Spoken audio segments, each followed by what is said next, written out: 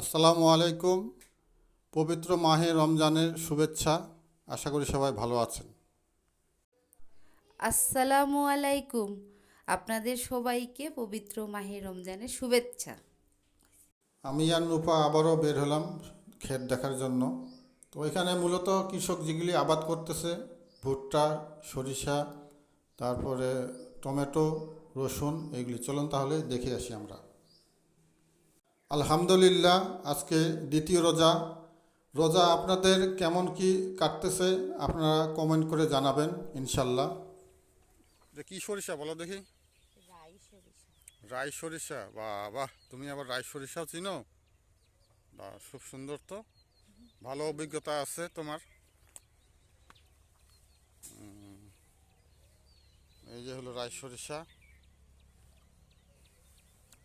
কাটে রাখছে।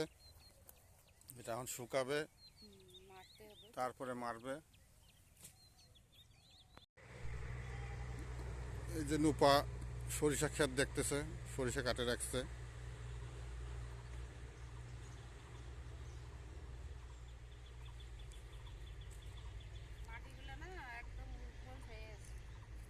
মাটিগুলো উর্বর হয়ে থাকবে তো।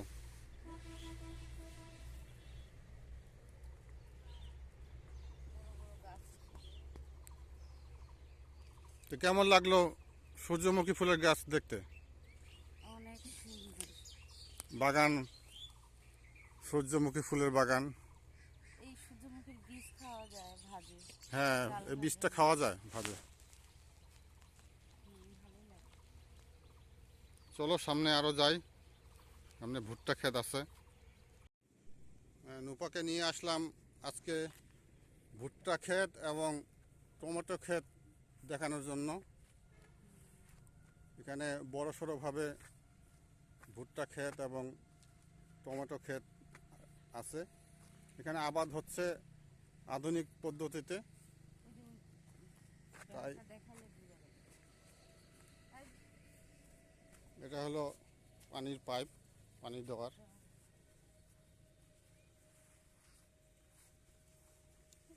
আসলে গ্রামে ঘোরা হয় না তো, যার জন্য এগুলি দেখলে মনটা ভালো লাগে। আসলে আমরা গ্রামেই থাকি,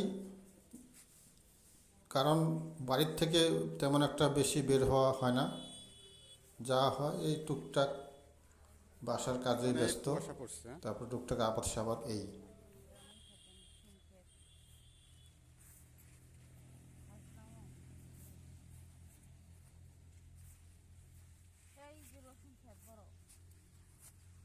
এই যে অনেক বড় রসুন ক্ষেত, এখানে রসুনও লাগাইছে।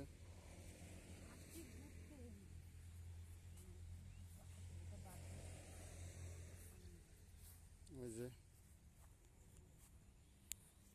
এই যে দোনো পাশে, এ পাশেও আছে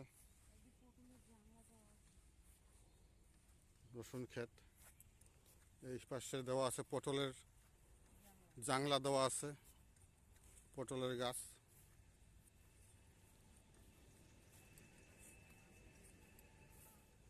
এই যে লাফা শাক না এটা?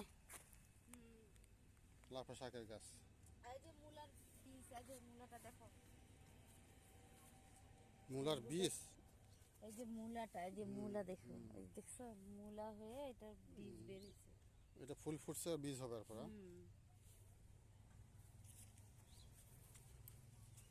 এই যে এই পটলের গাছটা, এই যে সুন্দর, এই যে গাছটা কি সুন্দর সবুজ না গাছের এটা? কোনটা? শিকড়টা ওই যে, হ্যাঁ, অনেক সবুজ। ওই যে নিচে। এই গাছের শিকড়টার কথা বলতেছো? হ্যাঁ, গাছটা শিকড়টা সবুজ, গাছও সবুজ, ডালপালা। পটল গাছ।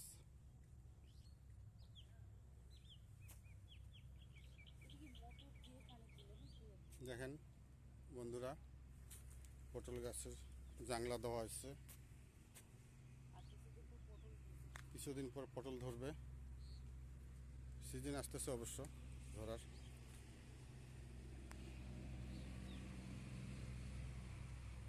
তাহলে জান্নাতে কত কিছু রাখছে। অনেক অনেক, আল্লাহর কোনো, ওইটার কোনো শেষ নাই। জান্নাতে আল্লাহর কোনো কি কি যে রাখছে এটা আল্লাহ পাকে ভালো জানে। তাও কিছু মানসিক কোরআন শরীফের মধ্যে উল্লেখ করছে, লেখা আছে।